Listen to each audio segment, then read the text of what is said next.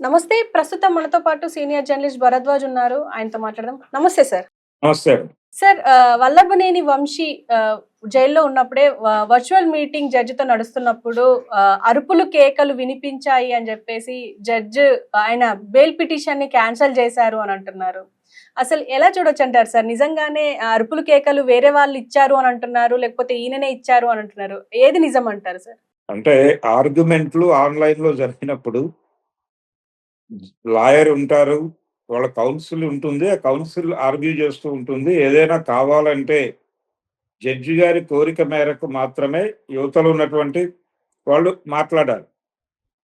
అయితే ఇక్కడ ఏం జరిగిందంటే అక్కడ ఆ రూమ్‌లోకి ఎక్కడైతే ఆ కౌన్సిల్ కూర్చొని ఉన్నారో, ఆ కౌన్సిల్ ఆర్గ్యుమెంట్ చెప్పే దగ్గర ఇంకెవరెవరో కూడా ఉండటం వలన వాళ్ళ అభిప్రాయాలు కూడా బలంగా వ్యక్తం చేసే ప్రయత్నం, అవతల వారికి వినిపించే ప్రయత్నం జడ్జి గారికి.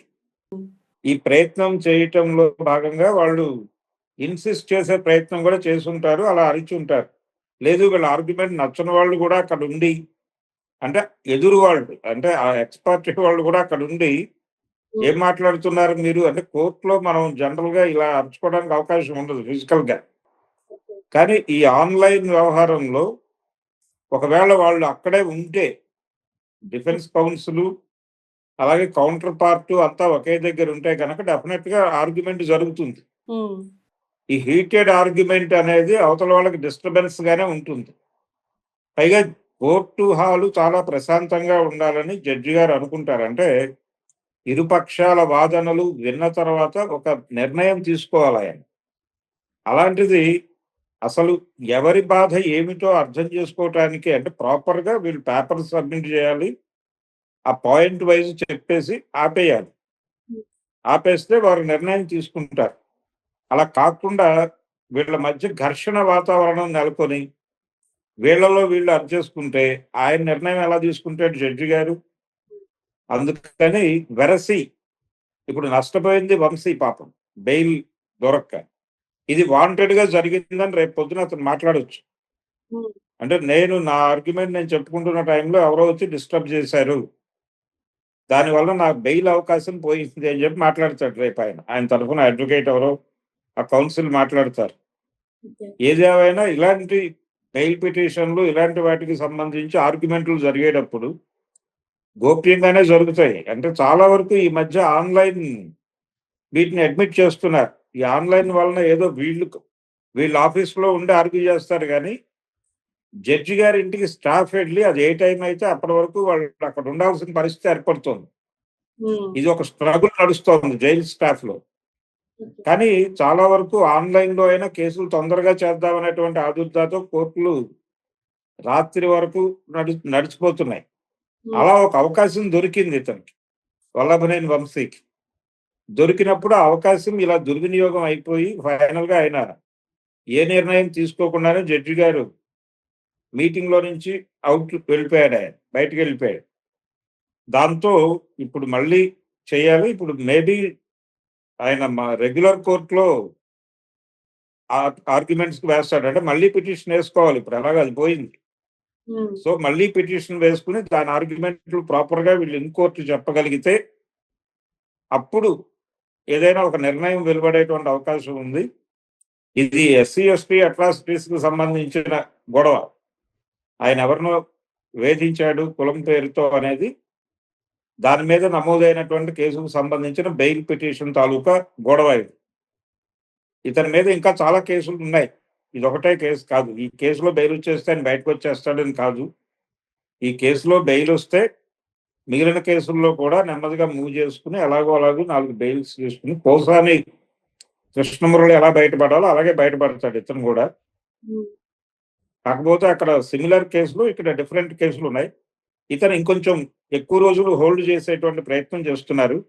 హ్మ్. ఈ డిస్టర్బెన్స్‌లు లేకుండా ఆర్గ్యుమెంట్ జరిగి జడ్జి గారికి విషయం అర్థమైతే అప్పుడు ఏదైనా నిర్ణయం ప్రకటించేటువంటి అవకాశం ఉంటుంది.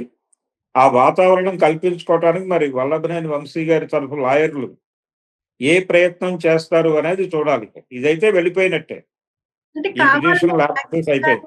కావాలనే హ్యాక్ చేసి ఇలా న్యూసెన్స్ క్రియేట్ చేశారు అని చెప్పేసి ఆల్రెడీ వినిపిస్తున్నాయి సార్.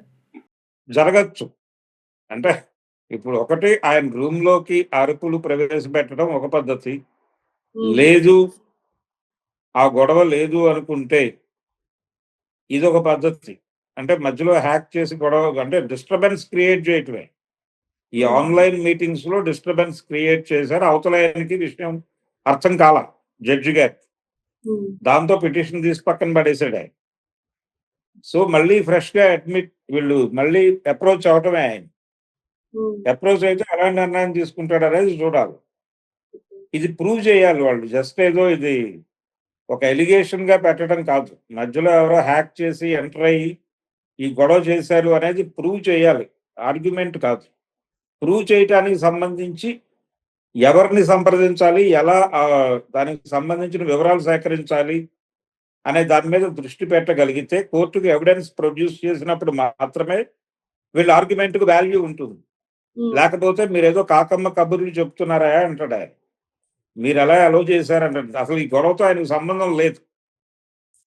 వీళ్ళు ప్రూవ్ చేసుకొని అయ్యా మా క్రియేషన్ కాదది, మధ్యలో ఎవరో హ్యాక్ చేసి గొడవ చేశారు. ఇదిగో ఆధారాలు అని చెప్పగలిగితే అప్పుడు దాన్ని ఎవిడెన్స్‌గా స్వీకరించి ఆయన ఏదైనా సముచిత నిర్ణయం తీసుకునే అవకాశం ఉంటుంది. లేకపోతే మళ్ళీ ఫ్రెష్‌గా వీళ్ళు వెళ్ళిపోవటమే. అంటే సార్ ఇప్పుడు వల్లభనేని వంశీని ఎందుకు ఇంత హోల్డ్ చేస్తుండొచ్చు అంటారు? ఎందుకంటే పోసాని అరెస్ట్ అయ్యి మళ్ళీ బయటకొచ్చేసారు బెయిల్ పైన. కానీ ఈయనకు బెయిల్ రావడానికి ఇంత కట్టడి ఎందుకు చేస్తున్నారంటారు? అంటే ఇతను కూడా కొంత ఓవర్ యాక్షన్ చేస్తున్నాడు. టార్గెట్ అయ్యాడు. హ్మ్.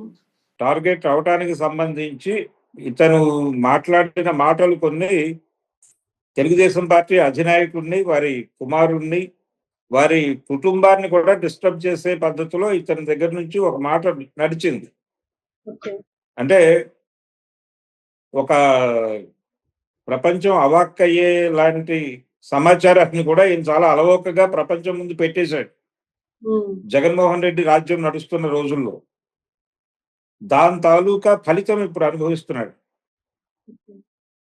అంటే రాజకీయ యుద్ధం వేరు. పర్సనల్ లెవెల్‌లో ఒక క్యారెక్టర్‌ని అసాసిన్ చేయటం కోసం తను విన్న విషయాలు, తనకు తెలిసిన విషయాలు ప్రపంచం ముందు మాట్లాడటం అది నిజం అనుకుని, దానికి సంబంధించిన సరైనటువంటి ఆధారాలు లేకుండా ఒక వేగ్ స్టేట్మెంట్ ఇవ్వటం అనేది ఏ పొలిటీషియన్‌కైనా అది ఇబ్బందికరమే.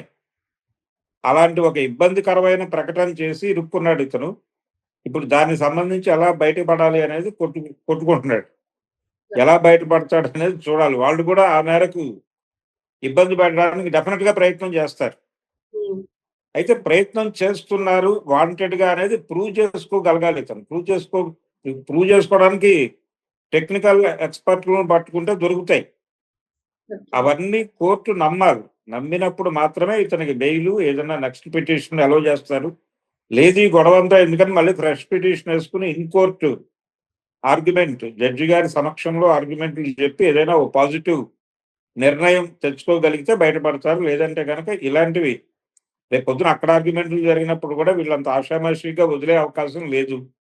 ఓకే. అతను కొంచెం సీరియస్ గానే తీసుకుంది పార్టీ తెలుగుదేశం.